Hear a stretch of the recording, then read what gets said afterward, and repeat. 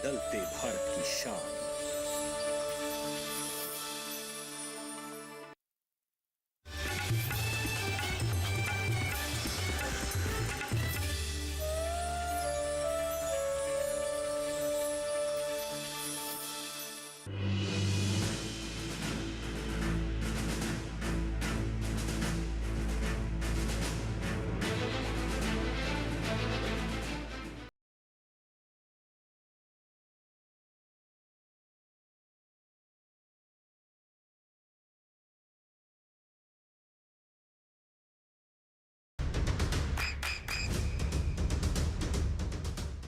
नमस्कार, किसान पृष्ठ मंच में आप सभी का स्वागत है। मैं हूं आपके साथ हैदर ज़ैदी और आज किसान पृष्ठ मंच की टीम पहुंची है हरियाणा के फतेहाबाद के खोटड़ू में। तमाम किसान भाई हमारे साथ इस मंच पर मौजूद हैं और विशेषज्ञ भी हमारे साथ इस कार्यक्रम में मौजूद हैं। तो सबसे पहले परिचय करा देते हैं हमारे विशेषज्ञों का। आप सभी किसान भाइयों को नमस्कार। मैं डॉक्टर अनु वर्मा, किसान विज्ञान केंद्र फतेहाबाद में जिला विस्तार विशेषज्ञ के रूप में कार्यरत। सभी किसान भाइयों को नमस्कार। मेरा नाम डॉक्टर संतोष कुमार सिंह है और मैं चौधरी चरण सिंह हरियाणा कृषि विश्वविद्यालय के अधीनस्थ कृषि विज्ञान केंद्र फतेहाबाद में जिला विस्तार विशेषज्ञ मृदा विज्ञान के पद पर कार्यरत हूँ। मैं डॉक्टर BS बेनीवाल, वरिष्ठ संयोजक कृषि विज्ञान केंद्र फतेहाबाद की तरफ से आप सबके बीच में हाजिर। मैं डॉक्टर अमित लुहास, चौधरी चरण सिंह हरियाणा कृषि विश्वविद्यालय के अधीन कृषि विज्ञान केंद्र फतेहाबाद से, और मेरा जो सब्जेक्ट है वो है सब्जी विज्ञान विभाग। धन्यवाद। जोरदार तालियां बजाइए विशेषज्ञों के लिए इस कार्यक्रम में जुड़ने पर, और अपने लिए भी एक बार जोरदार तालियां, क्योंकि तमाम किसान भाई यहां इस मंच पर पहुंचे हैं। तो जैसा कि आप जानते हैं कि किसान प्रश्न मंच पर हम आपसे प्रश्न करते हैं और उत्तर देते हैं हमारे किसान भाई, और आज भी हम एक विषय के साथ शुरुआत करने जा रहे हैं और ये विषय है पराली प्रबंधन से जुड़ा हुआ विषय। इस पर आज हम आपसे सवाल करेंगे और जवाब देंगे हमारे किसान भाई, और यहाँ जो विशेषज्ञ मौजूद हैं वो डिसाइड करेंगे कि किसका जवाब सही है, सटीक है, उसको किसान कब से नवाजा जाएगा। तो शुरुआत करते हैं बिना देरी किए। बहुत गौर से आप लोगों को सुनना है। फसल अवशेष प्रबंधन क्या है और इसकी आवश्यकता क्यों पड़ती है, ये सवाल है आप लोगों के लिए, जिसका जवाब आप लोगों को देना है। तो जल्दी से हाथ उठाइए बिना देरी किए। तो देखिए आगे से ही सबसे पहले हाथ उठने शुरू हो चुके हैं और इनसे ही जान लेते हैं कि पराली प्रबंधन है क्या। खड़े हो जाइए, नाम बताइए। मेरा नाम सूरजभान है, गाँव संगा है। पराली प्रबंधन का जो है वो है कि जो फसल निकालने के बाद, चाहे वो धान का है चाहे गेहूं की फसल है, निकालने के बाद जो अवशेष बचते हैं उसको ज़मीन में मिलाया जाता है। और इसकी आवश्यकता इसलिए पड़ी क्योंकि ज़मीन में पिछले बहुत सालों से खाद और का ज़्यादा उपयोग होने से जो ज़मीन का कार्बनिक कम हो गया है, इसलिए इसको ज़मीन में मिलाने के लिए ज़रूरत पड़ी है। ठीक है, बैठ जाइए। तो क्या नाम बताया था आपने? सूरजभान। सूरजभान ने भी अपना सूरज चमकाया है, देखिए, और उन्होंने जवाब दिया है। और भी लोग हैं यहाँ जो हाथ उठा रहे थे, मुस्कुरा रहे हैं, इनसे भी पूछ लेते हैं। खड़े हो जाइए, आप ही खड़े हो जाइए। क्या नाम है? हाँ जी, चैनाराम। चैनाराम। हाँ जी। कहाँ से आए? गोटलू से। क्या है पराली प्रबंधन? इतना मुस्कुरा रहे हैं, क्या क्या छुपा रहे हैं? चलिए बैठिए। और भी लोग हैं जिन्होंने हाथ उठाया था, खड़े हो जाइए। आपने हाथ उठाया था, क्या नाम है आपका? रमेश चौहान है जी। रमेश जी बताइए। गाँव मगावाली सोनी। जो आप कह रहे थे पराली प्रबंधन, जो फसल अवशेष प्रबंधन है, ये बेसिक तौर पे हमें इसकी ज़रूरत क्यों पड़ी? क्योंकि जो हमारी फसल निकालने के बाद, खासकर धान की फसल निकालने के बाद जो पराली ये खेतों में रह जाती थी, उसको किसान अनजाने में आग लगाते थे और उसकी वजह से प्रदूषण का जो स्तर था वो काफ़ी बढ़ गया। और खासकर उस प्रदूषण का असर सारे देश में लेके और दिल्ली में इसका बहुत ज़्यादा असर हुआ। तो इस वजह से इस फसल अवशेष प्रबंधन की हमें ज़रूरत पड़ी। तो इसमें मेन ये होता है जी, ये 3-4 तरह से हो सकता है। एक तो हम इस फसल अवशेष को मिट्टी में ही मिलाते हैं, इसको इन सिटू कहते हैं। और दूसरा है इसकी हम गांठे बना के, बेल वगैरह बना के इसको बाहर निकाल देते हैं, उसको एक्स सिटू कहते हैं। तो तीसरा ये है कि हम जो ट्रेडिशनल हमारे जैसे हैरो कल्टीवेटर जो उनसे है, तो उनसे भी इनकी आधी फसल जैसे ये चारे के तौर पे चली जाती है पराली की, और उसको हम मिला देते हैं। दूसरा जो गेहूँ का भूसा है, उसको हम वैसे ही तूड़ी बनाने के बाद उसमें बिना आग लगाए और उसको जुताई करके और उसमें पानी में गला देते हैं। ठीक है, तो पूरी जानकारी रमेश जी को है। और भी किसान यहाँ हैं और जो जवाब दे सकते हैं, बता सकते हैं कि पराली प्रबंधन है क्या और इससे आप लोग क्या समझते हैं। तो जल्दी से हाथ उठाइए बिना देरी किए। और भी किसान भाई हैं जो हाथ उठा सकते हैं, बता सकते हैं, समझा सकते हैं कि आखिर इस सवाल का जवाब है क्या। लेकिन अब बहुत सारे किसानों ने जवाब दे दिया है, तो इसलिए हम विशेषज्ञों के पास जाएंगे और उनसे जानेंगे कि किसका जवाब बिल्कुल सही और सटीक था। साथ ही वो ये भी तय करें कि किसान कब से किसको नवाजना है। रमेश जी का। ठीक है सवाल, इनका जवाब। रमेश जी का जवाब बिल्कुल सही था। जोरदार तालियां रमेश जी के लिए बचा दीजिए। और साथ ही ये भी बताएं कि इसका सही उत्तर क्या होगा और किसानों तक इसकी जानकारी पहुंचाएं ताकि वो भी समझ सकें कि ये आखिर है क्या। देखिए, जैसा कि ये जो आपका प्रश्न है पराली प्रबंधन का, इसमें बेसिकली जो इन्होंने जानकारी बताई वो काफ़ी ठीक है कि असल में किसान क्या है कि उनको बड़ी समस्या थी, जो पराली का ये अपना धान निकालने के बाद जो भूसा बच जाता है उसको कैसे वो मतलब डिकम्पोज करें, कैसे उसको खेत से हटाएं, क्योंकि जो नेक्स्ट बिजाई करते हैं उस समय उनको बड़ी दिक्कत आती है। तो जो इन्होंने तौर तरीके बताए उसको 2-3 तरह से हम ऐसे उसको गांठे बना के या और मल्चर है उनसे हम और चीज़ें उसको मिक्स करके, और उसकी जैसे राजस्थान जैसे राज्य हैं जहाँ पे मतलब भूसे की कमी होती है वहाँ पे वो सप्लाई हो जाता है। तो इस प्रकार से जो इन्होंने बताया वो सारे इनके जवाब ठीक है। आइए रमेश जी, जोरदार तालियां रमेश जी के लिए बजा दीजिए क्योंकि इनको नवाजा जा रहा है किसान कप से, और रमेश जी को यहां इसलिए नवाजा जा रहा है। इधर आ जाइए आप, जोरदार तालियां एक बार फिर से बजा दीजिए कि क्योंकि उन्होंने सही जवाब दिया। बैठिए, बहुत शुक्रिया आपका सही जवाब देने के लिए रमेश जी। और इस सिलसिले को हम आगे बढ़ाते हैं बिना देरी किए, और आपसे भी ये चाहते हैं कि बिना सोचे समझे आपके पास जो भी जानकारी है वो साझा कर सकते हैं, इसलिए बिना देरी किए हाथ उठाइए। जैसे रमेश जी ने जवाब दिया वैसे और लोग भी यहां जवाब दे सकते हैं और किसान कप के हकदार बन सकते हैं, यहां उनको भी सम्मानित किया जा सकता है। तो बिल्कुल देरी ना करें, इसलिए सवाल सुनिए। अगला सवाल हम आपके सामने रखते हैं और जवाब आप लोगों से लेंगे। तो सुनिए, फसल अवशेष प्रबंधन के क्या फायदे हैं। देखिए, अब इसके फायदे आपको बताने हैं, तो जल्दी से बिना देरी के हाथ उठाइए।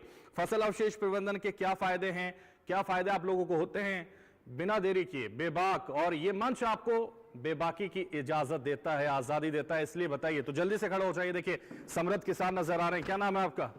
मेरा गुलाब शर्मा जी, गांव घोटड़ू से जी। और पराली प्रबंधन पर जी एक तो प्रदूषण बहुत कम होता है जी, इस पर्यावरण में बहुत शुद्ध पर्यावरण हो जाता है, और इस उर्वरक जिसे जमीन की उर्वरक शक्ति है जी, ताकत है जमीन की, वो उसकी बढ़ जाती है जी। ठीक है, तो दो कारण आपने बताए जिसके फायदे होते हैं। गुलाब सिंह जी बैठिए, गुलाब की तरह महकते रहें आप, ये कामना हम करेंगे, और आप अब और लोगों से भी कहेंगे कि वो भी इसका जवाब दें। तो जल्दी से खड़े हो जाइए, और लोगों के पास भी इसका जवाब होगा, लेकिन आप संकोच कर रहे हैं तो बिना संकोच किए खड़े हो सकते हैं और बता सकते हैं कि इसका फायदे क्या हैं। तो जल्दी से खड़े हो जाइए। और भी किसान भाई हैं, युवा किसान हैं यहाँ, आप खड़े हो जाइए, खड़े हो जाइए। क्या नाम है आपका? देवेंद्र सिंह। तो देवेंद्र, हमने जो सवाल किया है फसल अवशेष के क्या फायदे हैं, क्या इसके प्रबंधन के फायदे होते हैं, वो बताइए आप। फसल अवशेष प्रबंधन के यही फायदे हैं जी, जिस तरह आग लगाते हैं, भूसा जलाते हैं तो वो गलत है, प्रदूषण होता है उससे, और ज़मीन की उर्वरकता जो है वो शक्ति कमज़ोर होती है उससे। ठीक है, तो देखिए ज़मीन की उर्वरकता कम होती है, उसकी शक्ति कम होती है, ये कह रहे हैं देवेंद्र। खड़े हो जाइए आप भी किसान नज़र आ रहे हैं। क्या नाम है आपका? बागमल शर्मा जी। शर्मा जी बताइए। इससे जी एक तो आंखों में जलन होती है, ठीक है, और प्रदूषण का तो सभी को नुकसान होता है जी, जीव जंतुओं में भी नुकसान होता है, पशु पक्षियों को भी नुकसान होता है, पशु पक्षियों को नुकसान होता है जी, सभी जीव को होता है, आंखों में भी जलन होता है। हाँ जी, और ज़्यादातर तो सांस की बीमारी वाला मरीज होता है उसको ज़्यादा तकलीफ देता है जी। और फायदे क्या हैं? फायदा कोई नहीं है जी प्रदूषण का। ठीक है, बैठ जाइए। तो देखिए, फसल हमने पूछा था फसल अवशेष प्रबंधन के क्या फायदे हैं, तो लगातार हमारे जो किसान भाई है वो बता रहे हैं। तो देखिए, आगे से हाथ उठा है और इसलिए बड़े तंदुरुस्त से किसान नजर आ रहे हैं, उनके पास जाएंगे, उनसे जानेंगे कि उनके पास क्या जानकारी है। क्या नाम है आपका? मेरा नाम विकास है, गाँव असंगा से हूँ मैं जी। फसल अवशेष प्रबंधन से सबसे पहले तो जो किसानों की जो ज़मीन होती है वो माता समान होती है, उसकी जो उर्वरक क्षमता है वो सबसे ज़्यादा कम होती है, उसको जलाना नहीं चाहिए। दूसरी, फसल अवशेष प्रबंधन करके आप जो पराली प्रबंधन होती है उसका जो चारा है उसको करके आप नंदीशाला गौशाला में दान कर सकते हैं, उससे आपका भी नाम होगा।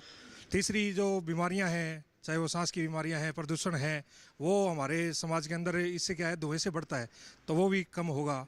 और जो ज़मीन के अंदर जानवर होते हैं छोटे बड़े जो भी हैं, वो क्या है कि वो आगे चपेट में आने के कारण वो एक्सपायर हो जाते हैं, मर जाते हैं बेचारे, तो वो भी अपना जो सहारा है उसका भी बचा रहेगा। तो फसल अवशेष प्रबंधन सभी किसानों को करना चाहिए ताकि जो अपना वातावरण है वो शुद्ध साफ सही रह सके। क्या नाम बताया आपने? विकास। तो देखिए विकास ने बिल्कुल विकास की ओर अग्रसर होने वाला जवाब दिया है। हालांकि ये विशेषज्ञों को तय करना है कि किसका जवाब बिल्कुल सही है और किसका जवाब सही होते हुए उसको किसान कप से नवाजा जाना है। तो ये मैं विशेषज्ञों पर छोड़ता हूं कि वो बताएं कि किसका जवाब बिल्कुल सही है और सही जानकारी भी हमारे दर्शकों और हमारे किसान भाइयों तक पहुंचाएं। ये जिम्मेदारी उनकी। जी, ये विकास जी ने बहुत अच्छा जवाब दिया इसका। जो फसल अवशेष प्रबंधन के फायदे मुख्यतः यही है, एक तो जो आज के दिन प्रदूषण फैल रहा है उसको काफ़ी हद तक किसान इसका प्रबंधन करके कम कर सकते हैं, और जो हमारी ज़मीन की उपजाऊ शक्ति है वो घट जाती है। अगर हम इसको मैनेज करते हैं तो उससे ज़मीन की हमारी उपजाऊ शक्ति बढ़ती है, क्योंकि ज़मीन में बहुत सूक्ष्म जीव होते हैं जो जैसे माइक्रो ऑर्गेनिज्म बोलते हैं, जो उसकी उपजाऊ शक्ति को बढ़ाते हैं। तो अगर हम जलाते हैं तो उनका भी उससे डेथ हो जाती है और उसकी उपजाऊ शक्ति कम होती है।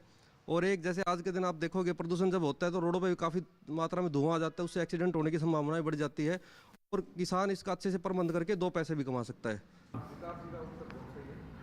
तो विकास जी को लेके यहाँ घोषणा की गई है कि उन्होंने सही जवाब दिया। जोरदार तालियां एक बार फिर से विकास जी के लिए बजा दीजिए। और जिस तरह से उन्होंने जवाब दिया उससे बिल्कुल नजर आता है कि उनके अलग ही अंदाज में उन्होंने जवाब दिया और पूरे तंदुरुस्त विकास हैं, और इसलिए जोरदार तालियां एक बार फिर से विकास जी का बहुत शुक्रिया सही जवाब देने के लिए। और लगातार हम इस सिलसिले को आगे बढ़ाएंगे, लेकिन आपसे ये प्रार्थना, ये गुजारिश हम बार बार कर रहे हैं कि बेबाकी के साथ जवाब दे सकते हैं, इसलिए संकोच ना करें।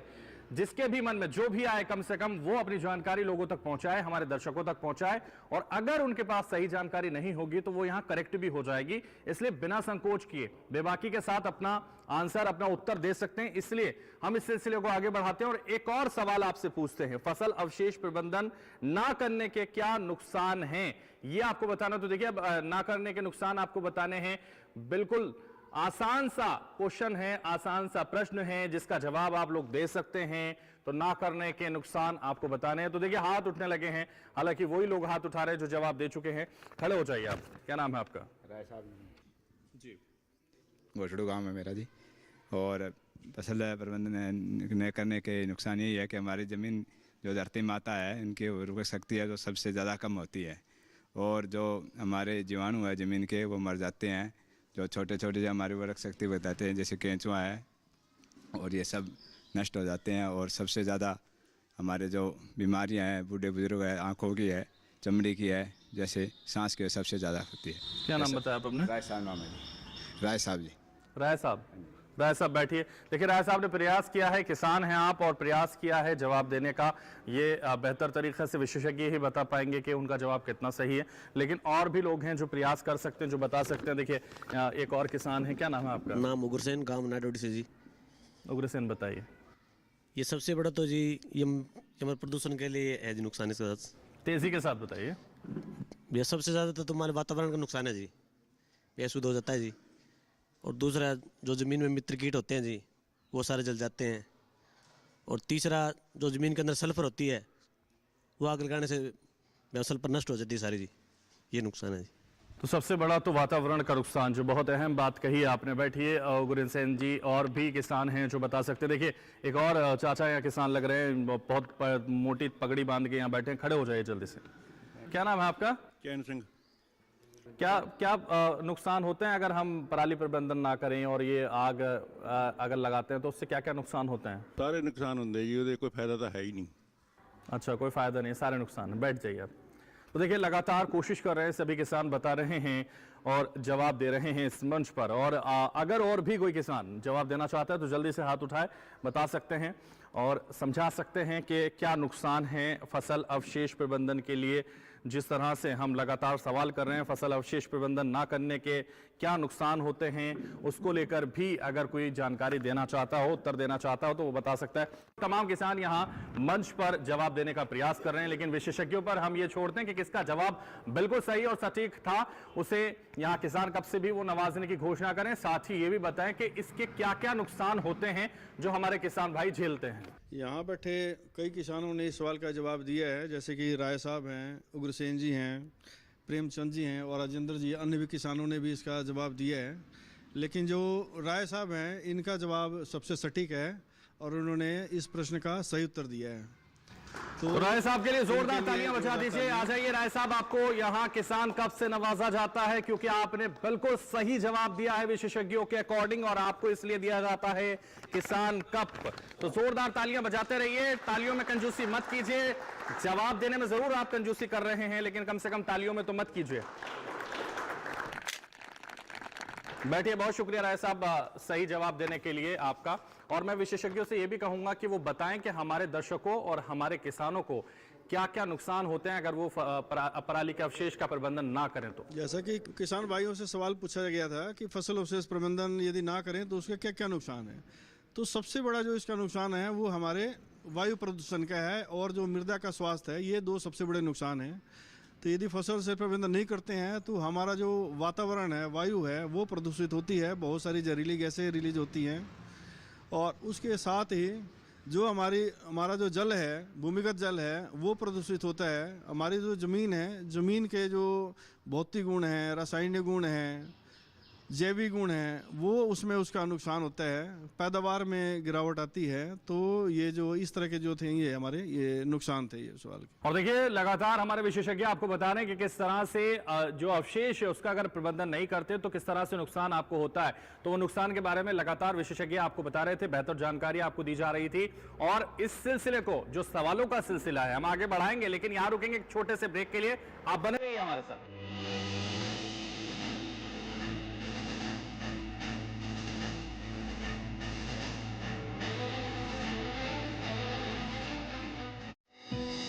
सुरक्षा है हमारे लिए बहुमूल्य, इसलिए जब भी लें एलपीजी सिलेंडर जरूर कराएं प्री डिलीवरी जांच। आपकी सुरक्षा को और बेहतर सुनिश्चित करने के लिए हर घर में हो रही है रसोई गैस उपकरणों की सुरक्षा जांच। अगर सुरक्षा होस खराब हो तो तुरंत बदलवाएं। आपातकालीन स्थिति में कॉल करें 1906।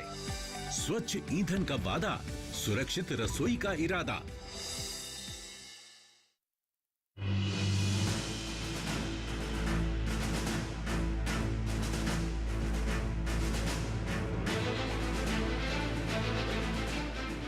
ब्रेक के बाद किसान प्रश्न मंच में एक बार फिर से आप सभी का स्वागत है। और लगातार जो सवाल हम आपसे पूछ रहे थे उन सवालों को आगे बढ़ाते हुए एक और सवाल आप लोगों से पूछेंगे जिसका जवाब आप लोगों को देना है।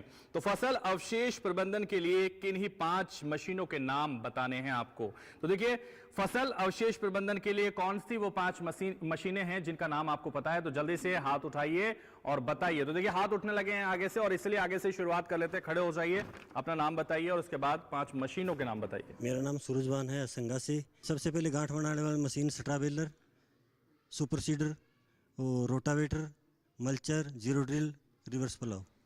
देखिए नाम आपका सूरज है, लेकिन हल्के हल्के से निकल रहे हैं आप, इतनी तेजी से सूरज इस वक्त नहीं निकल रहा है। और आगे बढ़ते हैं और लोगों से भी पूछते हैं। आप लगातार बता रहे हैं, और लोगों से पूछते हैं और किसानों की नॉलेज भी चेक कर लेते हैं, उनकी भी ज्ञान परख लेते हैं, इसलिए और लोगों से जानकारी करना चाहेंगे। आप खड़े हो जाइए। क्या नाम है आपका? रामेश्वर है जी। राम जी बताइए। एक तो जी रिवर्स प्लाव जी, जीरो ड्रिल है, रोटावेटर से भी कर सकते हैं जी, सुपर सीडर है, एपी सीडर से जी 5, एक बेलर है जी, गांठ बांध सकते हैं उनसे। ठीक है, बैठ जाइए। 5 नाम बताने के प्रयास रामेश्वर जी ने भी किया है, और भी लोग हैं यहाँ जो बताना चाहते हैं कि युवा किसान हैं जो अंतिम पंक्ति में बैठे हुए हैं, उनका नाम जान लेते हैं। क्या नाम है आपका? राजवीर नाम है सर मेरा। हाँ राजवीर बताइए। सबसे पहले सुपर सीडर है जी। सुपर सीटर जी। दूसरा हैप्पी सीडर है जी। Happy seater. और तीसरा स्ट्राबेलर है जी। स्ट्राबेलर। चौथा जी चॉपर है। हाँ चॉपर है। और 5वां जी स्ट्रा रीपर। Straw reaper. हाँ जी। ठीक है, देखिए यहाँ से राजवीर बता रहे थे, 5 नाम उन्होंने बताए हैं। हालांकि कितने सही हैं, कितने सटीक हैं या कौन से बेहतर हैं वो विशेषज्ञ तय करेंगे। और भी किसान भाई हैं जो यहाँ बैठे हुए हैं, उनसे भी जान लेते हैं, आपसे भी जान लेते हैं। खड़े हो जाइए, नाम बताइए अपना। नमस्कार जी। नमस्कार, क्या नाम है आपका? मेरा नाम महावीर है जी। हाँ महावीर जी बताइए। जी सुपर सीडर है, एपी सीडर है, रोटावेटर है, जीरो टिल है, प्लाऊ है, सभी से उसको मिक्स करके बिजाई की जा सकती है। ठीक है महावीर जी बैठिए। और ये अब यहाँ तक पहुंचेगा, उसके बाद सामने आएगा कि किसका जवाब बिल्कुल सही है, सटीक है। ये विशेषज्ञों पर हम छोड़ते हैं और ये भी तय करें कि किसको किसान कप से यहाँ नवाजा जाए। आपका सवाल था कि फसल अवशेष प्रबंधन के में जो इस्तेमाल की जाती है 5 मशीनों के नाम बताए जाए।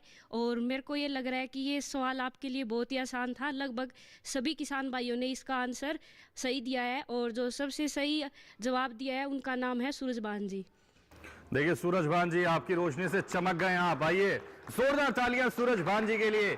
सूरज भी निकल रहा है और सम्मान भी मिल रहा है। तो देखिए जोरदार तालियां एक बार फिर से बजा दीजिए। तालियों में मत कंजूसी कीजिए। और यहां इनको किसान कप से नवाजा जा रहा है। लगातार प्रयास कर रहे थे और कोशिश इनकी कामयाब हुई है। एक बार फिर से तालियां बजाइए।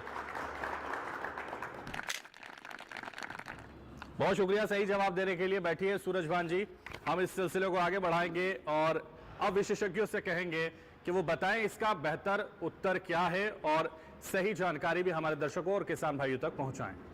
इसका जवाब किसान भाइयों ने सही दिया है। जो इसमें मशीन जो इस्तेमाल की जाती है जैसे कि बेलर होगी, रोटावेटर हो गया, जीरो ड्रिल होगी और चॉपर हो गया, सब सॉइलर हो गया, ये वही मशीनें हैं जो इसके अवशेष प्रबंधन के लिए इस्तेमाल की जाती है। तो लगातार देखिए विशेषज्ञ आपको बता रहे हैं कि किस तरह से ये जो अवशेष है उससे आप लोगों को बचना है और किस तरह से हमारे यहाँ जो दिक्कतें होती हैं जो इसके द्वारा होती हैं उनसे कैसे अपने आप को बचाना है और अपने लोगों को बचाना है।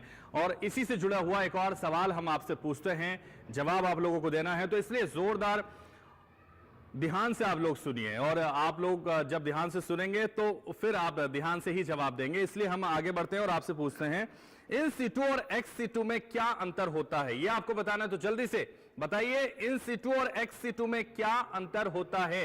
तो देखिए एक ही हाथ उठता हुआ नजर आता है आगे से, जो जिनको सम्मान पहले दिया जा चुका है। आप लोग भी हाथ उठाइए, बिना डरे बिना सहमे आप जवाब दे सकते हो और ये मंच बेबाकी से अपना जवाब देने की आजादी आपको देता है। इसलिए जल्दी से हाथ उठाइए। किसान भाई से मैं निवेदन करूंगा कि वो जल्दी से हाथ उठाएं और बताएं कि इसका सही जवाब क्या है, इन सीटू और एक्स सीटू में क्या अंतर होता है, यह आपको बताना है। तो जल्दी से हाथ उठाइए और बताइए।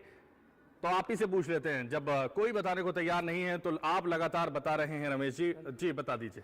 इन सीटू का मतलब ये है जी, जो पराली हमारी खेत की होती है उसको हम पराली को खेत में मिलाते हैं, जिसमें हमारा सुपर सीडर है, हैप्पी सीडर है, जीरो टिलेज में भी ये काम देता है और रूटावेटर वगैरह है। जो एक्स-C2 है वो होता है पराली को बाहर निकालना। जो हमारे फसल के कोई भी अवशेष हैं, चाहे वो नरमे के हैं, चाहे वो धान के हैं, चाहे वो गेहूं के हैं, चाहे सरसों के हैं, जिसको हम बाहर निकालते हैं वो हमारा एक्स-C2 होता है जी।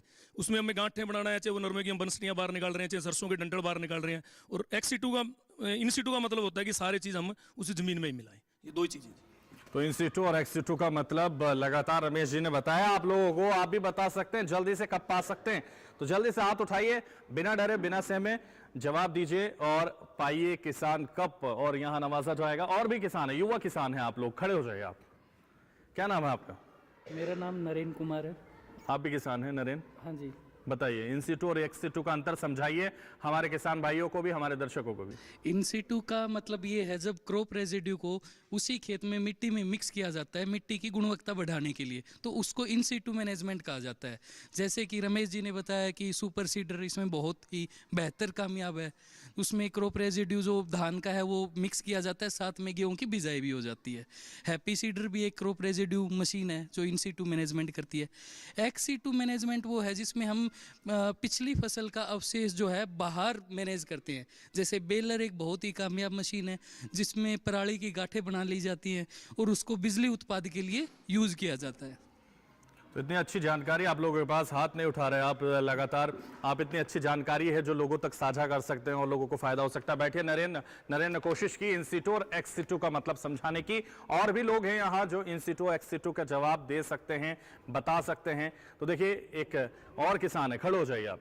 क्या नाम है आपका? नाम मुगुरसेन जी। नाम मुगुरसेन जी। मुगुरसेन जी, बताइए मुगुरसेन, इन सीटू और एक्स सीटू का अंतर क्या है? इन सीटू में तो जो जमीन के अंदर डाला जाता है जी, मिट्टी के अंदर, और जो एक्स सीटू है वो बाहर निकालना पड़ता है जी। इन सीटू जमीन के अंदर और एक्स सीटू जमीन के बाहर, यही बता रहे हैं। बैठ जाइए मुगुरसेन।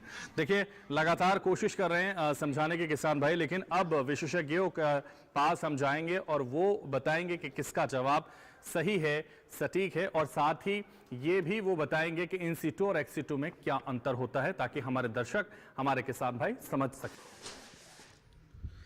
इन सीटू और एक्स सीटू के बारे में हमारे कई सवालों किसान भाइयों ने जवाब दिया है, जिसमें कि हमारे रमेश जी ने, नरेन जी ने और उग्रसेन जी ने दिया है। तो हमारे नरेन जी का जो उत्तर है वो सही उत्तर है और सटीक उत्तर बताया है। आइए नरेंद्र जी, जिस तरह से आपने उत्तर दिया है, हालांकि छुप कर बैठे थे आप, बताना नहीं चाहते थे, जबरन आपसे पूछा गया, लेकिन उत्तर बिल्कुल सही था, इसलिए जोरदार तालियां इनके लिए बजा दीजिए। एक बार फिर से जोरदार तालियां। बहुत शुक्रिया आपका सही जवाब देने के लिए। और जिस तरह से विशेषज्ञ लगातार बता रहे हैं, इसलिए अब उनके पास ही हम जाएंगे और उनसे ही जानेंगे, हमारे दर्शकों को वो समझाएं कि इन सिटू और एक्स सिटू में क्या अंतर होता है, क्या समझा सकते हैं वो बताइए। मुख्यतः दो उपाय हैं, या तो उसको जो भी पराली है उसको अपने खेत में उसको किसी भी मशीन से आप उसको ज़मीन में उसको मिलाएं, मिक्स करें, मल्च करें, या फिर उसको खेत से आप बाहर निकालें। तो यदि उसको खेत में उसका प्रबंधन करते हैं, खेत में ही अपनी ज़मीन में मिक्स करते हैं, तो उसको हम बोलते हैं इन सूटे बोलते हैं, या यथास्थान प्रबंधन बोलते हैं उसको।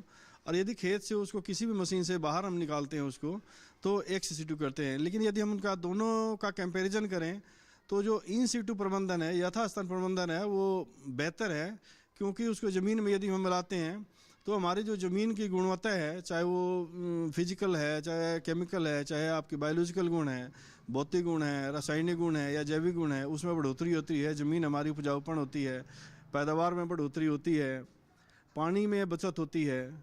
और जब हम उसको खेत से बाहर निकालते हैं तो उसके अंदर जितने भी पोषक तत्व हैं वो सारे के सारे हमारे खेत से बाहर चले जाते हैं और हमारी ज़मीन की जो उर्वरा शक्ति है वो कम होती है। तो लगातार जिस तरह से आप लोगों को बताया जा रहा है कि इन सिटू और एक्स सिटू में क्या अंतर होता है, और बेहतर तरीके से आप लोग समझ गए होंगे जिस तरह से विशेषज्ञ आपको बता रहे थे। हम इस सिलसिले को आगे बढ़ाएंगे, लेकिन इधर वाले लोगों से निवेदन और प्रार्थना करेंगे कि इधर वाले लोग भी जवाब दें, हाथ उठाएं। मंच पर आप आए हैं तो कम से कम कोशिश करें अपना जवाब देने की, तो इसलिए हाथ उठाएंगे इस बार के लोग।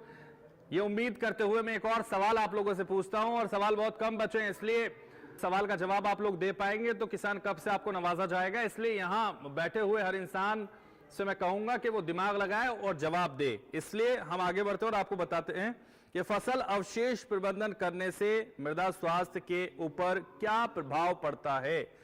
तो फसल अवशेष प्रबंधन करने से मृदा स्वास्थ्य के ऊपर क्या प्रभाव पड़ता है, ये आपको बताना है। और इस बार हम शुरुआत इधर से ही करने वाले हैं। तो और देखिए मुरुगन जी ने इस बार फिर से हाथ उठा दिया है, इसलिए उनसे ही पूछ लेते हैं। उग्रसेन जी, जिससे जो जमीन की उपजाऊ शक्ति है वो मतलब बढ़ जाती है जी, मृदा स्वास्थ्य से। और क्या फायदा होता है? बस यही फायदा है। जमीन की उपजाऊ शक्ति बढ़ जाती है, उसकी क्षमता बढ़ जाती है। क्या नाम है आपका? नाम उग्रसेन जी। उग्रसेन, बैठ जाइए उग्रसेन जी।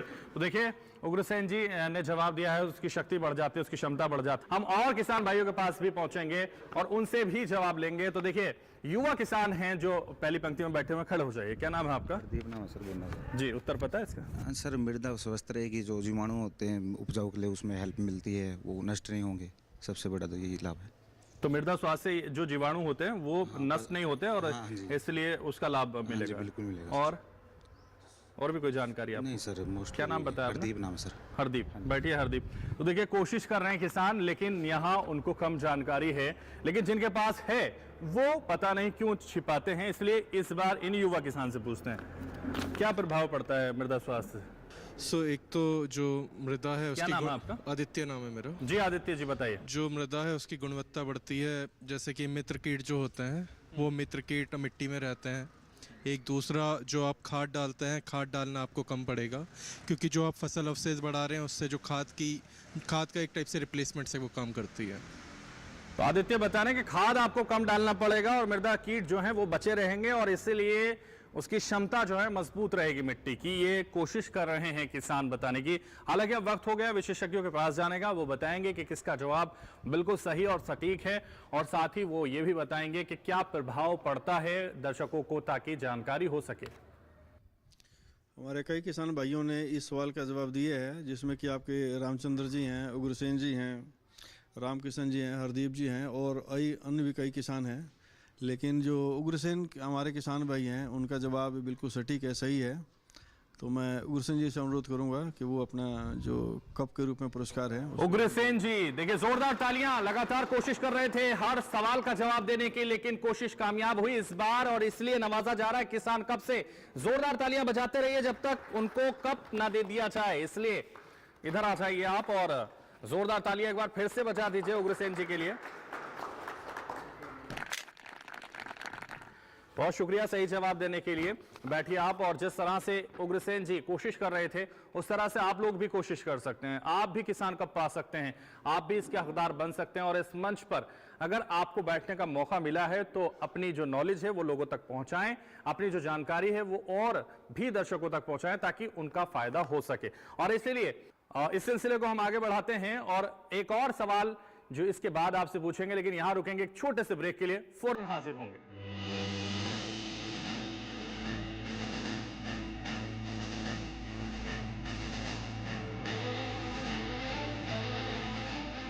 दादू, आपका तारा मतलब? बहुत प्यार, बिल्कुल तुम्हारे जैसा। पापा, ऑनलाइन फॉरेक्स ट्रेडिंग पर best offers, high returns, bonus deposit और इनाम जीतने का मौका। हाँ बैल, मुझे मार मतलब? मुसीबत को बुलाना तुम्हारे पापा जैसे। आरबीआई कहता है आकर्षक ऑफर्स का लालच देने वाले अनधिकृत प्लेटफॉर्म्स पर फॉरेक्स ट्रेडिंग करना यानी अपने पैरों पर कुल्हाड़ी मारना। इसका मतलब? इन्हीं से पूछो। समझा पापा। आरबीआई कहता है जानकार बनिए, सतर्क रहिए।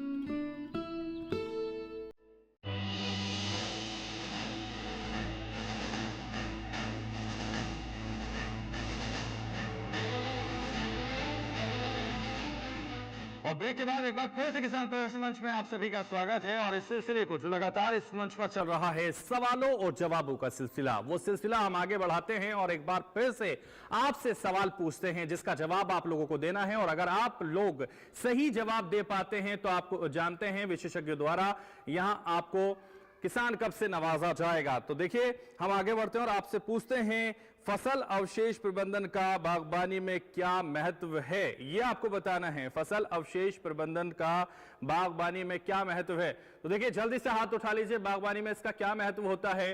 और जब भी हम सवाल करते हैं एक ही हाथ आगे से उठता हुआ नजर आता है। आप लोग बिना संकोच किए, बिना डरे, बिना सहमे हाथ उठा सकते हैं, इसलिए हाथ उठाइए और बताइए कि फसल अवशेष प्रबंधन का बागवानी में क्या महत्व है। तो जल्दी से बताइए बागवानी में फसल अवशेष प्रबंधन का क्या महत्व है।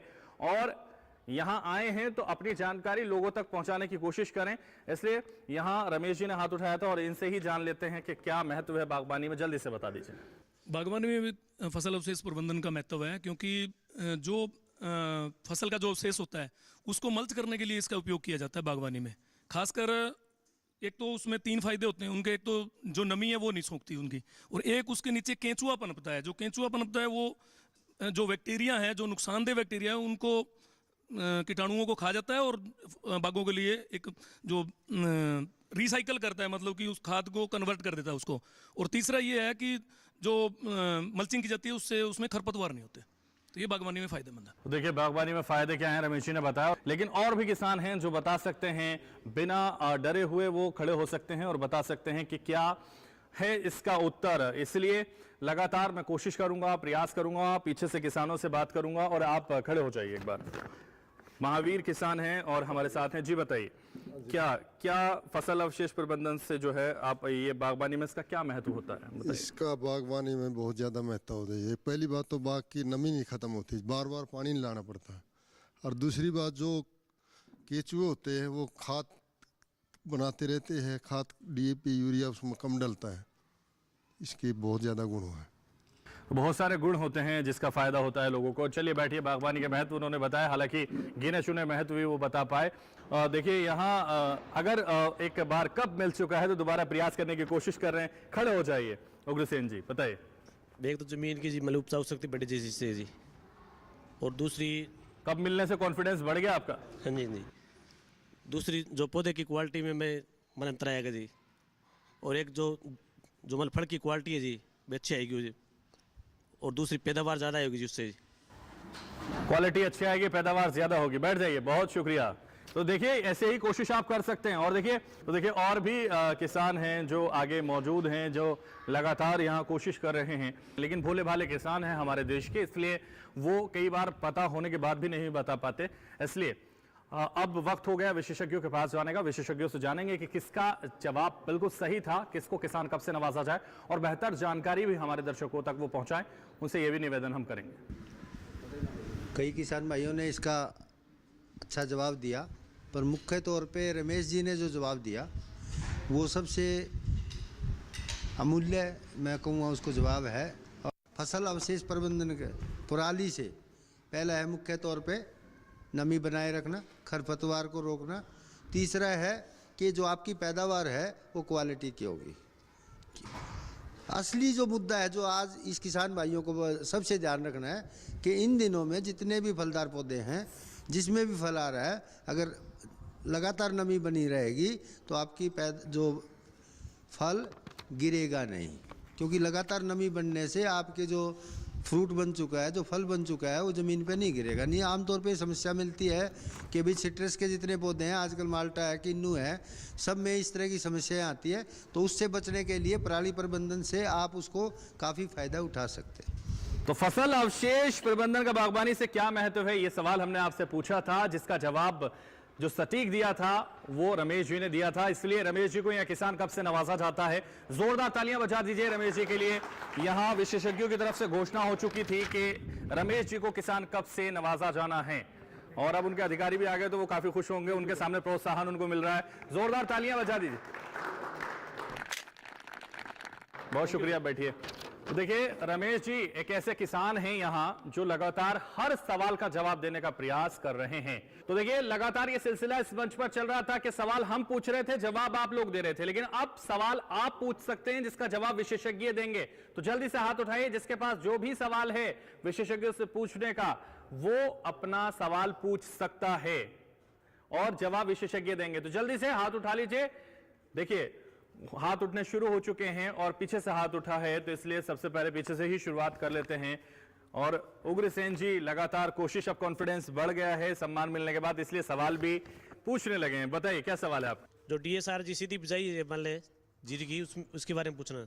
बीज तो इसकी आपकी जो नॉर्मल जो ट्रांसप्लांटिंग में आप जो 10 किलो से 9 किलो से 10 किलो आप इस्तेमाल करते हो, तो आप 8 से 10 किलो बीज प्रति एकड़ के हिसाब से इसका इस्तेमाल कर सकते हो आप इसमें। बट DSR में एक ध्यान रखना आता है, थोड़ा सा जो खरपतवार है, खरपतवार की आपने ध्यान रखनी होती है। और इसके 2 तरीके होते हैं, आप 72 तकनीक से भी बिजाई कर सकते हो और सूखे में बिजाई करके आप इसमें पानी लगा सकते हो आप, ठीक है ना। और जैसे कि DSR में क्या है कि सीधी बिजाई हो रही है, इसमें ट्रांसप्लांटिंग नहीं की जा रही है, तो आप इसमें जो ट्रांसप्लांटिंग की जो टेक्निक है उससे थोड़ा सा आप लेट कर सकते हो आप, ठीक है ना। तो जैसे भी मानसून का टाइम शुरू होता है आपका, उस टाइम आप उससे पहले, जब मानसून का टाइम आता है आपका 1 जुलाई से बारिश वगैरह की संभावना रहती है, उससे आप हफ्ते पहले आप इसकी बिजाई कर सकते हो, ताकि आपकी जब मानसून आने के बाद, यदि मानसून आने के बाद बिजाई करते हो तो उसमें जर्मिनेशन में, जमाव में है, उसमें प्रॉब्लम आ सकती है। तो आप मानसून से पहले आने से पहले इसकी बिजाई कर दो, ताकि आपके जो जमाव है वो बढ़िया रहे। और जो खरपतवार का है उसका प्रबंधन आप इसमें ज़रूरी है। तो खरपतवार प्रबंधन के लिए आप जैसे ही बिजाई करते हो, बिजाई करते ही आप जो इसकी खरपतवार की दवाई है उसका छिड़काव साथ के साथ कर दें, ठीक है ना। तो ये आपके जो बिजाई के बारे में था, इसके बारे में DSR के बारे में है। धन्यवाद। तो लगातार देखिए जवाब आप लोगों को अब मिल रहे हैं, इसलिए सवाल रमेश जी भी करना चाहते थे, उन्होंने भी हाथ उठाया था। तो जल्दी से रमेश जी खड़े हो जाइए और अपना सवाल रखिए ताकि विशेषज्ञ आपका जवाब दे सके। मेरा जो सवाल है वो डॉक्टर संतोष जी से है, क्योंकि ये मृदा विशेषज्ञ हैं KVK फतेहाबाद में। तो मैं इनसे चाहूँगा कि जो ज़मीनें हम 10-11 साल से हो गए हैं जिन पे फसल अवशेष हम कर रहे हैं, तो यहाँ जो इसकी जो मिट्टी की जांच है वो उसके जो सैंपल हैं वो कलेक्ट कब करेंगे, या KVK का क्या उसमें प्रोग्राम रहता है और कैसे उसकी रिपोर्ट वगैरह? कई बार सैंपल कलेक्ट होके गए हैं बट उनकी रिपोर्टें हमारे पास अब तक नहीं आई है। रमेश जी का सवाल था जो मिट्टी की परीक्षण के बारे में, कि जो मिट्टी का परीक्षण है वो कब हमने सैंपल लेना चाहिए और इसकी जो जांच करवानी है वो हम कब इसको सैंपल दें, कहाँ इसको सैंपल दें, और जो पीछे जो हमने सैंपल दिए हैं वो उसकी रिपोर्टें इनके हो सकता है कहाँ इन्होंने दी है तो वो नहीं है, तो उसके एक एक करके हम जवाब देते हैं उसका। तो पहला तो है इसका नमूना लेने के बारे में। तो जब भी हम मिट्टी का नमूना लेते हैं तो उस टाइम क्या है, खेत खाली हो आपका, चाहे आपकी रबी की फसल हो या खरीफ की फसल हो, फसल कटाई के उपरांत, जैसे ही आपकी फसल कटाई हो जाए, फसल आपका खेत खाली हो आपका, तो उस टाइम आप मिट्टी का नमूना ले सकते हो। मिट्टी का नमूना लेने के लिए आपने हर एक किले से मिट्टी का नमूना लो और एक किले में से कम 5 से ऊपर आपने जगहों का चुनाव करना है। 5 जगहों में से, जैसे आप किला है, आपके किले में से 4 कोने में से ले लो, एक किले का बीच का हिस्सा ले लो और इसको खुरपी है या कस्सी है या ऑगर है, किसी भी जो टूल है उसके माध्यम से इसका नमूना ले सकते हो आप। तो आपने जो पौधे की है कोई भी जो फसल है, जो क्योंकि फसल है और बागवानी है दोनों में नमूना लेने का तरीका अलग अलग है। तो यदि फसल की बात है तो फसल के लिए आपकी जो जड़ें है, कोई भी फसल है उसकी जड़ें 6 से 7 इंच गहरी जाती है। तो आपने जो मिट्टी का नमूना लेना है वो 6 से 7 इंच ज़्यादा गहरी नहीं लेनी है या उससे ऊपर की नहीं लेनी है। 6 से 7 इंच जितने भी पोषक तत्व हैं वो सारे 6 से 7 इंच जो जड़ें हैं वहीं से खुराक लेती हैं। तो आप जो कस्सी है उसका जब थोड़ी सी मान लो उसमें बिल्कुल सूखी ज़मीन ना हो, ऐसी हो जिसमें आप कस्सी चल सके, तो उसमें जब आप कस्सी नॉर्मली कस्सी आप मारोगे तो 6 से 7 इंच गहरी चली जाती है। तो आपने वी आकार का शेप बनाना है। जैसे कि आप एक बारी कस्सी मारा वो करोगे तो एक बारी मारोगे, दूसरी से मारोगे तो एक वी शेप का शेप बन जाएगा। बीच वाली मिट्टी आपने निकाल देनी है। आप ऊपर से नीचे तक वी आकार का परत बन जाता है।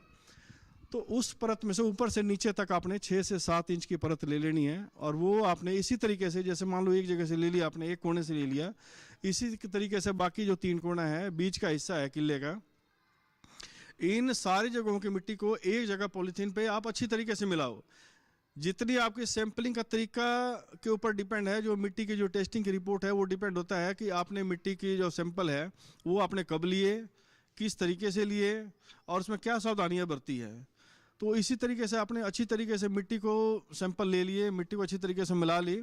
मिलाने के बाद उसमें से उसको 300 से 400 ग्राम आप मिट्टी जो है उसमें से मिक्स करने के बाद एक पॉलीथीन में डाल लें। और उसमें डालने के बाद अपना नाम है, पिता का नाम है, किला नंबर है, मुरबा नंबर है, आपका मोबाइल नंबर है, वो सारी जानकारी लिख करके, और फतेहाबाद में आपका हरियाणा गवर्नमेंट का लैब है जो कि आपके सब्जी मंडी में बागवानी विभाग है उसके बैक साइड में है, वहाँ आप सैंपल पहुँचा सकते हैं। वहाँ आपका मिट्टी की जांच फ्री ऑफ कॉस्ट जांच होती है, किसी तरह का कोई चार्ज नहीं है। और यदि आप चौधरी चरण सिंह हरियाणा कृषि विश्वविद्यालय के लैब से जांच करवाना चाहते हैं तो कृषि विज्ञान केंद्र फतेहाबाद जो कि डानी बीकानेरी में स्थित है, वो हमारे पास आप सैंपल जमा करवा सकते हो। और ये सैंपल हम हिसार पहुंचा देंगे यूनिवर्सिटी में, और वहाँ से जैसे ही जांच होगी उसकी जो रिपोर्ट आएगी उसकी रिपोर्ट आप तक पहुंचाएंगे। और उसमें जो भी जानकारी होगी, कोई चीज़ ऐसी समझ में ना आए तो हम उस जानकारी के बारे में भी बता देंगे। तो ये तो था आपके मिट्टी का नमूना लेने के बारे में, और ये सैंपल कहाँ आपने देने हैं उसके बारे में जानकारी थी। और एक इनका लास्ट सवाल था कि मिट्टी का नमूना हमने पहुँचाया था, उसकी रिपोर्ट नहीं आई है। तो मैं इनसे पूछना चाहता हूँ, ये रिपोर्ट आपने क्या केवीके में जमा करवाई थी या एग्रीकल्चर डिपार्टमेंट में जमा करवाई थी? तो यदि आपने एग्रीकल्चर डिपार्टमेंट में जमा करवाई है तो आपसे अनुरोध है कि एग्रीकल्चर डिपार्टमेंट में जो लैब है वहाँ से आप एक बार कंसल्ट करके और वहाँ से आप इसकी रिपोर्ट प्राप्त कर सकते हैं। ये लगभग 1 साल कब हो गया, उस वक्त एग्रीकल्चर डिपार्टमेंट ने ये सैंपल कलेक्ट किए थे। हाँ जी, हाँ जी, हाँ जी। तो एग्रीकल्चर रिपोर्ट अब तक नहीं आई। अच्छा, तो एग्रीकल्चर ऐसा है ना कि जो यूनिवर्सिटी है वो एक अलग विभाग है और जो एग्रीकल्चर डिपार्टमेंट है एक अलग विभाग है। तो हमारे डीडीए साहब बैठे हैं डॉक्टर राजेश याग जी, तो मैं उनसे अनुरोध करूँगा कि इसके बारे में ज़्यादा प्रकाश डालें। जैसा रमेश जी ने कहा है कि हमारा जो विभाग है वो भी सैंपल लेता है, और पिछली बार भी हमने सैंपल लिए थे, और इस बार भी जो हमारा जो फील्ड स्टाफ है, हमारे एडीओज हैं, एटीएम हैं, एग्रीकल्चर सुपरवाइज़र हैं, वो भी सैंपल ले रहे हैं। तो जो हमारे 2 सॉइल टेस्टिंग लैब है फतेहाबाद में, कुला में, तो उनकी जो टेस्ट रिपोर्ट आती है वो हम साथ साथ ही किसानों को दे देते हैं। और लगभग जितनी आई थी सभी हमने रिपोर्टें हैं वो दे दी हैं। फिर भी अगर किसी भाई की रह रही है तो वो हम चेक कर लेंगे और उसको जल्द से जल्द उसको हम पहुँचवा देंगे, किसान के जो घर पे ही हम उसको रिपोर्ट को पहुँचवा देंगे। और अभी जैसे डॉक्टर साहब ने बताया अभी खेत खाली हैं, तो अभी ये जो अप्रोप्रिएट समय है जो सैंपल लेने का, सॉइल सैंपल, अगर आप अच्छा सॉइल सैंपल लेके अगर उसको टेस्टिंग पर देते हैं तो उसका जो एग्जैक्ट जो न्यूट्रिएंट है खेत में किस चीज़ की कमी है वो बिल्कुल अच्छी रिपोर्ट आती है। तो उसके अनुरूप ही जो किसान भाई है उसमें अपने खेतों में खादों का उसमें उपयोग करें। धन्यवाद। तो deputy director agriculture doctor Rajesh यहाँ मंच पर, किसान प्रश्न मंच पर मौजूद हैं, और देखिए उन्होंने घोषणा कर दी कि जिनकी रिपोर्ट्स नहीं पहुंची है, रमेश जी जोरदार तालियां बजाइए, क्योंकि उन्होंने कहा कि रिपोर्ट हम घर तक पहुंचा देंगे, तो सबकी रिपोर्ट अब घर तक पहुंचेगी। ये घोषणा उन्होंने किसान प्रश्न मंच पर कर दी है। साथ ही हम उनसे ये भी जानना चाहेंगे कि खरीफ की फसल की बुआई के लिए क्या क्या सावधानियां हमारे किसान बरतें, वो भी बताइए हमारे दर्शकों और हमारे किसान भाइयों। जो खरीफ की जो फसल है उसका अभी जो है उपयुक्त जो समय है, तो जो हमारी जो कपास की जो है देसी कपास की बिजाई का समय तो चला गया है, लेकिन जो अभी नरमे का है वो हमारे पास अभी समय है। वो हम 30 मई तक उसकी बिजाई किसान है वो कर सकते हैं, जिसके लिए बीटी जो कपास है वो जो है वो अवेलेबल है, सफिशेंट क्वालिटी में अवेलेबल है। इसके साथ जैसे डीएसआर की बात हो रही थी, अभी एक किसान भाई ने क्वेश्चन किया था कि डीएसआर की कब बिजाई करें, तो डीएसआर की बिजाई का उत्तम समय है 25 मई के बाद। 25 मई के बाद आप डीएसआर की बिजाई कर सकते हैं। और इसके लिए और जो आपने जो ट्रांसप्लांटिंग करनी है, जो ट्रांसप्लांटिंग पैडी करनी है, तो उसके लिए जो उपयुक्त समय है जो विभाग भी कहता है वो 15 मई है। तो 15 मई के बाद आप अपनी नर्सरी है उसके लिए तैयार कर सकते हैं। और उसके अंदर आपको नर्सरी को अच्छी तरह से प्रिपेयर करें, नर्सरी के अंदर आप जो सीड ट्रीटमेंट करें और अप्रोप्रिएट मात्रा है जो उसकी बीज की वो आपको रखें। और 15 जून के बाद ही आप उसको ट्रांसप्लांट करें जब नर्सरी कम से कम 35-40 की दिन की हो जाए। और इसके अलावा जो अभी जो खेत हैं जो आपने उसको अपने जो है एक अच्छी गर्मी पड़ रही है, अभी आपने पता है 3-4 दिन में और अच्छी भयंकर जो है गर्मी पड़ने की उम्मीद है, तो आपने डीप प्लो के थ्रू जो तोताड़ हम कहते थे, हम पहले उसको यूज़ नहीं कर रहे थे और इसकी वजह से जो हमारे खेतों में जो है बीमारी है वो काफ़ी ज़्यादा जो है आ रही है। तो हमें डीप प्लोइंग है वो मेरी सबसे अनुरोध है किसान भाइयों से, जो हम बिल्कुल जिसको छोड़ चुके हैं तो डीप प्लोइंग उसको करके खेत को थोड़े दिन उसको छोड़ दें, ताकि जो कीट पतंगे हैं और है जो वो उसके अंदर ही जो मर जाएं जो इतनी तो तपिश की वजह से। और जो हमारी जो आगे जो हम जब ट्रांसप्लांटिंग करें तो उसमें जो हमारी बीमारियाँ बहुत कम आएंगी। तो ये अगर किसान जो सावधानी रखे तो निश्चित रूप से किसान को फ़ायदा होगा और उसको जो अच्छी उसकी फसल होगी। तो देखिए डिप्टी डायरेक्टर एग्रीकल्चर आपको बता रहे थे कि कितने फायदे आप लोगों को हो सकते हैं और रिपोर्ट्स के बारे में जिस तरह से रिपोर्ट्स आप लोगों को नहीं मिल रही थी वो रिपोर्ट्स भी अब आपको घर पहुंचाई जाएंगी। तो इस कार्यक्रम में यहाँ वो पहुंचे और उन्होंने ये घोषणाएं आपके लिए कर दी हैं। तो देखिए इस कार्यक्रम में तमाम विशेषज्ञ हमारे साथ जुड़े, बहुत शुक्रिया उनका, जोरदार तालियों के साथ अदा कीजिए। और हमारे तमाम किसान भाई बहन भी यहाँ इस मंच पर जुड़े, अपने लिए भी जोरदार तालियां, बहुत शुक्रिया आपका यहाँ जुड़ने के लिए। तो तमाम किसान प्रश्न मंच टीम यहाँ पहुंची और ये कार्यक्रम हमने आयोजित किया, इसके लिए बहुत शुक्रिया तमाम किसान प्रश्न मंच की टीम का भी जोरदार तालियों के साथ कीजिए। तो फिलहाल इस मंच पर बस इतना ही, दीजिए हमें इजाजत और आप देखते रहिए दूरदर्शन किसान।